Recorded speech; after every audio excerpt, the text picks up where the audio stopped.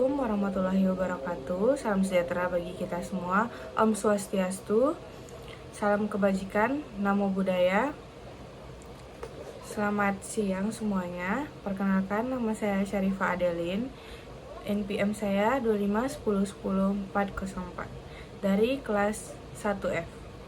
Dan hari ini saya akan mengulas sebuah kasus hukum yang tidak hanya mengguncangkan ekonomi Indonesia, tapi juga mencatat rekor kerugian negara terbesar sepanjang Republik Indonesia. Kita semua mungkin pernah mendengar angka 271 triliun yang viral di media sosial.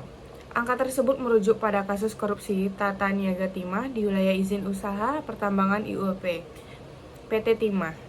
Namun, tahukah Anda bahwa berdasarkan hasil audit final tahun 2025, angka tersebut sebenarnya membengkak menjadi 300 triliun.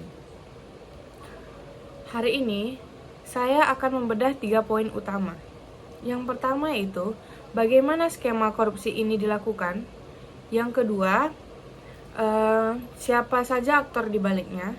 Dan yang ketiga, mengapa kerusakan lingkungan menjadi komponen kerugian terbesar dalam kasus ini. Segmen yang pertama, skema dan modus operandi. Menjelaskan teknik. Mari kita mulai dengan pertanyaan, bagaimana korupsi ini terjadi? Kasus ini berlangsung dalam rentang waktu yang cukup lama, yaitu dari tahun 2015 hingga tahun 2022. Modusnya melibatkan kerja sama ilegal antara oknum penjabat di PT Timah dengan pihak swasta. Pihak swasta melakukan penambangan ilegal di wilayah milik negara. Kemudian, hasil tambang tersebut dibeli kembali oleh negara melalui proses yang seolah-olah legal. Para pelaku menggunakan perusahaan smelter swasta untuk menampung hasil tambang ilegal ini dan menyewakan peralatan pemrosesan kepada PT Timah dengan harga yang digelembungkan atau markup. Untuk menyamarkan aliran uang panas ini, para pelaku menggunakan dalih dana CSR.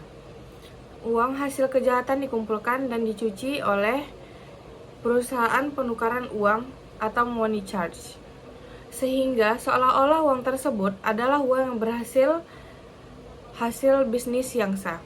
Segmen kedua, profil aktor utama atau gaya hidup. Kasus ini menjadi perhatian luas bukan hanya karena angkanya, tetapi karena sosok yang terlibat. Dua nama yang paling mencolok adalah yang pertama Harvey Moise dan Helena Lim.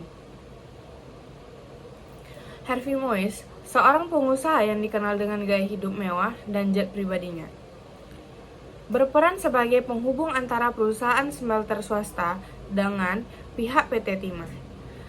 Sementara Helena Lim yang dikenal sebagai Crazy Rich Pantai Indah, Kapuk, berperan memfasilitasi aliran dana melalui bisnis penukaran uang.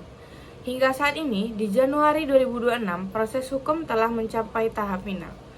Mahkamah Agung telah menjatuhkan vonis 20 tahun penjara bagi Harvey Moise dan 10 tahun bagi Helena Lim. Aset-aset mewah mereka, mulai dari mobil Rolls Royce, jam tangan koleksi terbatas, hingga rumah mewah di dalam luar negeri, telah disita oleh negara sebagai upaya pemilihan kerugian. Segmen ketiga, tragedi ekologis 271 triliun. Saya akan menyampaikan poin edukasi lingkungannya. Rekan-rekan, poin terpenting yang perlu kita pahami adalah mengapa angkanya mencapai 300 triliun. Sebesar 271 triliun dari total tersebut adalah kerugian ekologis. Ini adalah terobosan dalam lingkungan hukum Indonesia. Kerugian negara tidak lagi hanya dihitung dari uang yang dicuri secara langsung, tetapi juga dari kerusakan alam yang ditimbulkan di Bangka Belitung. Ribuan hektar hutan hancur, lubang-lubang tambang raksasa ditinggalkan tanpa reklamasi, dan ekosistem pesisir rusak parah. Angka 271 triliun tersebut adalah biaya yang diperlukan untuk memulihkan alam yang hancur, mengganti hilangnya fungsi ekosistem, dan dampak ekonomi bagi masyarakat lokal yang kehilangan akses terhadap lingkungan yang sehat. Ini adalah harga mahal yang harus dibayar akibat keserakahan manusia. Selanjutnya itu ada kesimpulan dan pesan moral dari saya. Sebagai penutup, Kasus korupsi Timah ini adalah sebuah pelajaran berharga bagi kita semua. Ia mengajarkan bahwa kekayaan yang dibangun di atas pelanggaran hukum dan kerusakan alam tidak akan pernah membawa keberkahan. Jatuhnya sosok yang dianggap crazy rich ini membuktikan bahwa penegakan hukum di Indonesia mulai menyentuh akar permasalahan, yaitu korupsi di sektor sumber daya alam. Kita harus mendukung upaya pemerintahan untuk tidak hanya menghukum pelakunya secara fisik, tetapi juga memulihkan kerusakan lingkungan yang telah terjadi.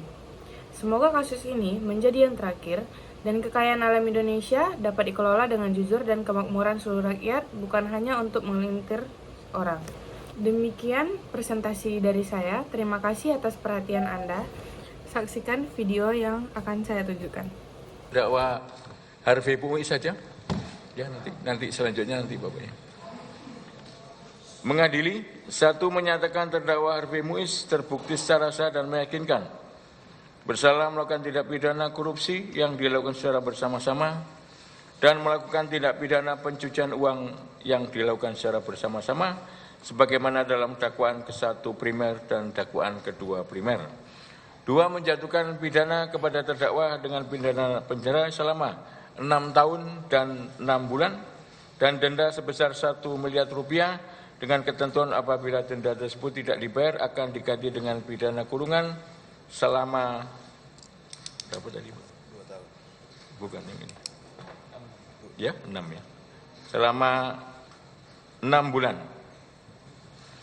Menghukum terdakwa untuk membayar uang pengganti kerugian keuangan negara sebesar 210 miliar rupiah dengan ketentuan jika terpidana tidak membayar uang pengganti selama paling lama 1 tahun setelah putusan pengadilan memperoleh kekuatan hukum tetap, maka harta bendanya dapat disita oleh jaksa dan dilelang untuk menutupi uang pengganti tersebut, dan apabila terpidana tidak mempunyai harta benda yang mencukupi untuk membayar uang pengganti tersebut, maka diganti dengan pidana penjara selama 2 tahun. Menetapkan masa penahanan yang telah jalani terdakwa dikurangkan seluruhnya dari pidana. Saya kandangin ini orang. Nggak adil hukum ini. Nggak punya nyali penegak hukum. Pak Kapolri nggak punya nyali. Nih penambang ilegal. Lihat di desa saya, hancur bakau saya. Apakah ada aktor intelektual di belakang illegal mining di Belitung Timur ini? Apakah dia seorang tokoh besar sehingga illegal mining ini terus berjalan? Hancur Pak, ini desa wisata. Ini bakau semua mangrove. Mangrove yang katanya dilindungi di dunia.